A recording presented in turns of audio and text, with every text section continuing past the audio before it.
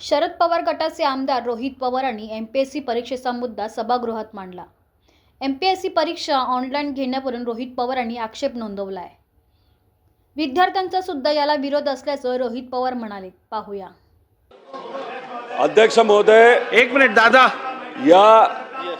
या स्थगनाच्या माध्यमातून अध्यक्ष महोदय, एमपीएससी विद्यार्थ्यांचा प्रश्न खरं तर आम्हाला मांडायचा होता।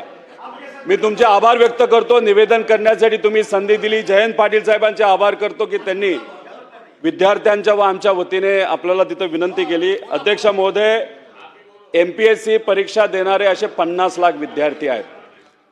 काही दिवसांपूर्वी महाराष्ट्र लोकसेवा आयोग यांनी एक परिपत्रक अध्यक्ष महोदय तिथे काढलं।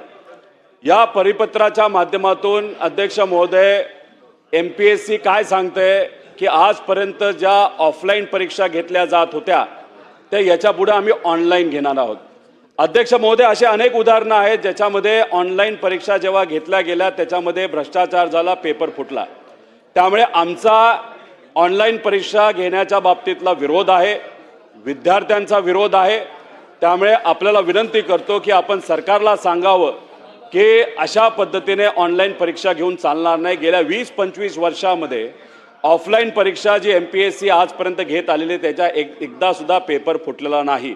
नॉर्मलायझेशनचा मुद्दा आहे, पेपर फुटीचा मुद्दा आहे, लांबचे परीक्षा केंद्र त्या ठिकाणी दिले जातात तोही मुद्दा आहे। काल अध्यक्ष महोदय, छत्रपती संभाजीनगरमध्ये विद्यार्थ्यांनी खूप मोठं आंदोलन घेतलं होतं, आम्ही सर्वजण तिथे होतो। याच्या आधी विदर्भामध्ये सुद्धा, वर्ध्यात असू द्या, अमरावतीमध्ये असू द्या, मोठं आंदोलन झालं। अध्यक्ष महोदय, मुख्यमंत्री साहेबांना भेटलो, विनंती केली, ते म्हणाले की आम्ही सकारात्मक आहोत, आम्ही चर्चा करू। उपमुख्यमंत्री साहेबांना भेटलो। अध्यक्ष महोदय, काही झालं तरी पुढच्या काही दिवसांमध्ये सरकारकडनं निर्णय, नाहीतर एमपीएससीला सांगण्यात यावं हा ऑनलाईन घेण्याचा जो काय घाट घातला जातोय तो त्या ठिकाणी थांबवण्यात यावं। अध्यक्ष महोदय, याच्यामुळे 50 लाख गरीब मुलांवर तिथे अन्याय होतो आणि जो अन्याय होतो तो खूप मोठा आहे। एमपीएससीचा आदर आहे, पण हा जो निर्णय तिथे घेतलेला आहे त्याच्यामध्ये खोटी माहिती अध्यक्ष महोदय देण्यात आलेली आहे। उत्तर प्रदेश, केरला, तमिळनाडू इथं ह्या येणाऱ्या परीक्षा सगळ्या ऑनलाईन घेतल्या ते साफ खोटं आहे। त्यामुळे हे जे काय परिपत्रक एमपीएससीला काढलेलं, एमपीएससीला पूर्णपणे आदर मनात ठेवून अध्यक्ष महोदय, सरकारकडनं निर्णय घेण्यात यावा की ऑनलाईन परीक्षा नको, ऑफलाईन असावी।